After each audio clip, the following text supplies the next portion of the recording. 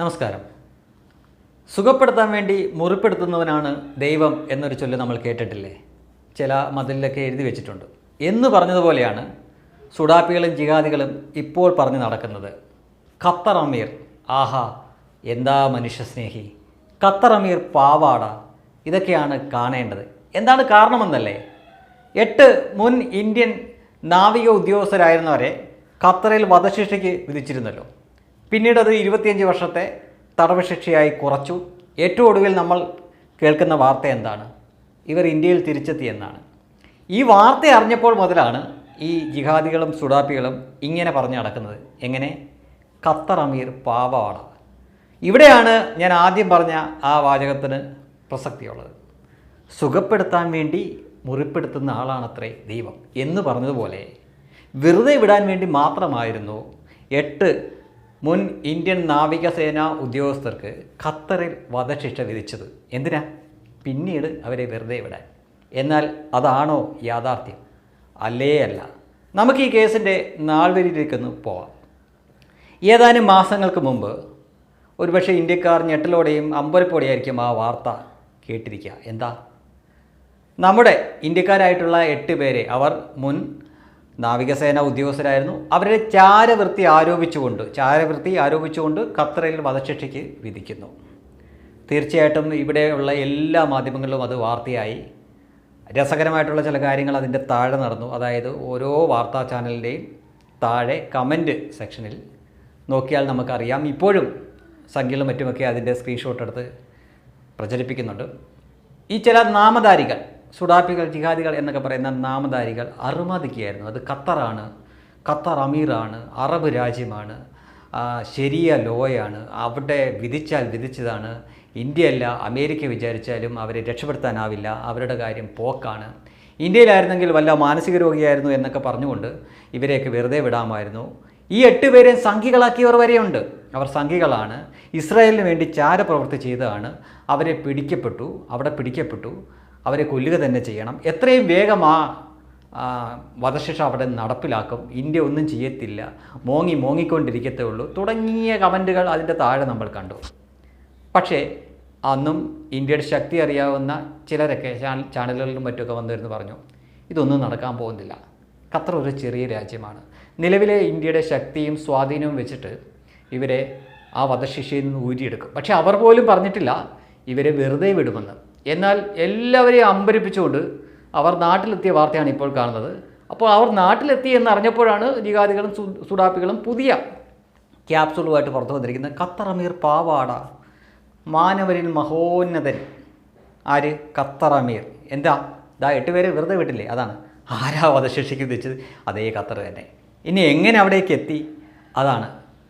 ഈ വിവരം ആദ്യം പുറത്തറിഞ്ഞപ്പോൾ, അതായത് വധശിക്ഷയ്ക്ക് വിധിച്ചു എന്ന വിവരം പുറത്തറിഞ്ഞപ്പോൾ ഇന്ത്യയുടെ വിദേശകാര്യ വകുപ്പ്, അതിൻ്റെ മന്ത്രിയായിരിക്കുന്ന എസ് ജയശങ്കർ, അദ്ദേഹം ആദ്യം പ്രതികരിച്ചു. പിന്നീട് അദ്ദേഹം പറഞ്ഞു അത് ഖത്തറിലെ പരമോന്നത കോടതിയിൽ ഇന്ത്യ അപ്പീൽ സമർപ്പിക്കും. തുടർന്ന് അപ്പീൽ സമർപ്പിക്കുന്നു. കുറേ കാലം കഴിഞ്ഞപ്പോൾ ഈ കാര്യങ്ങൾ തന്നെ പത്രങ്ങൾ മറക്കുന്ന ആ സമയമായപ്പോഴേക്കും അടുത്ത വാർത്ത വരുന്നു, വധശിക്ഷയിൽ നിന്ന് അവരെ വിടുതൽ കൊടുത്തിരിക്കുന്നു, പകരം 25 വർഷത്തേക്ക് തടവ് ശിക്ഷ. വീണ്ടും അത് ഇവിടെ വാർത്തയാവുന്നു, ചർച്ചയാവുന്നു. അപ്പോഴും 25 വർഷത്തെ തടവ് ശിക്ഷ അവർക്ക് കിട്ടും എന്ന വിശ്വാസത്തിൽ തന്നെ ആളുകൾ നിൽക്കുന്നു.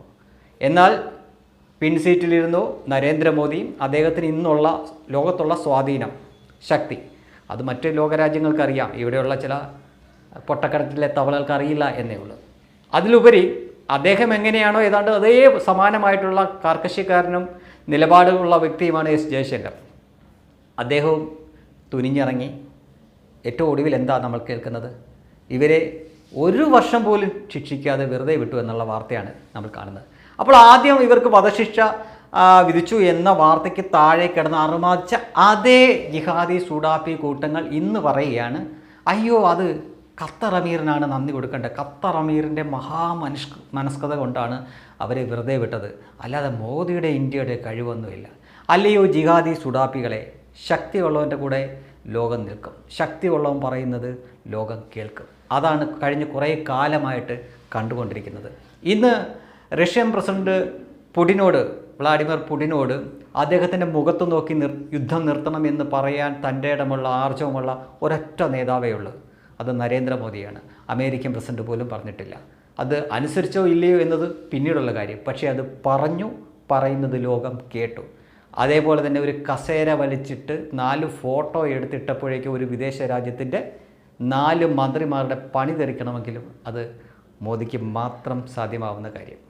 ഒരു സമയത്ത് അമേരിക്കയും പിന്നീടൊരു സമയത്ത് റഷ്യയുമൊക്കെ ഈ ഒരു ശക്തി ഉണ്ടായിരുന്നു അവർക്ക്. അവരുടെ പൗരന്മാരെയൊക്കെ എവിടെയെങ്കിലുമൊക്കെ പിടിച്ചിട്ടിരിക്കുകയാണെങ്കിൽ അവരവരെയൊക്കെ നിസ്സാരമായിട്ട് രക്ഷപ്പെടുത്തിക്കൊണ്ട് പോകുന്ന കാഴ്ചകൾ നമ്മൾ കണ്ടിട്ടുണ്ട്. അപ്പോൾ നമ്മൾ കുറച്ച് തെല്ലൊരു കുശുമ്പ്, അസൂയയോടെ, അത്ഭുതത്തോടെ ആ കാഴ്ചയും ആ വാർത്തയും കേട്ട് നിൽക്കുമായിരുന്നു.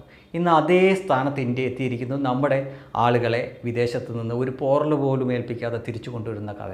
അതിൽ ബഹുഭൂരിപക്ഷം വരുന്ന ഇന്ത്യക്കാർ അഭിമാനിക്കുമ്പോൾ സുഡാപ്പികൾ അവിടെ പോലും ഖത്തർ അമീറിൻ്റെ മഹാമനസ്കത കൊണ്ടാണ് എന്ന് അതിനുവേണ്ടിയായിരുന്നോ അവരെ വധശിക്ഷയ്ക്ക് വിധിച്ചു? ഒന്നുമല്ല. ഇന്ത്യ മാറിപ്പോയി, ഒരുപാട് മാറിപ്പോയി. ഇന്ത്യ ശക്തി ആർജിച്ചു. ശക്തിയുള്ളവൻ പറഞ്ഞത് ചെറിയ രാജ്യം ആയ ഖത്തർ കേട്ടു. ഖത്തറെ സംബന്ധിച്ചിടത്തോളം ആളോഹരി വരുമാനമൊക്കെ നമ്മളെക്കാളും കൂടുതലായിരിക്കും. പക്ഷേ അതൊരു കുഞ്ഞു രാജ്യമാണ്. പരിമിതമായിട്ടുള്ള വിഭവങ്ങൾ മാത്രമാണ് അവിടെ ഉള്ളത്. ഇന്ത്യയെപ്പോലെ ഒരു വമ്പൻ രാജ്യത്തിനെ ഇത്രയേറെ ജനാധിപത്യ ശക്തിയായ സാമ്പത്തിക ആയുധ മറ്റൊരു മേഖലകളിലൊക്കെ ശക്തിയായിട്ടുള്ള ഒരു രാജ്യത്തിനെയൊക്കെ പിണക്കിക്കൊണ്ട് ഖത്തർ പോലുള്ള ഒരു കുഞ്ഞു രാജ്യത്തിന് ഭാവിയിലേക്കൊന്നും അധികം പോകാൻ പറ്റില്ല. അതവർക്കറിയാം. അതുകൊണ്ടാണ്.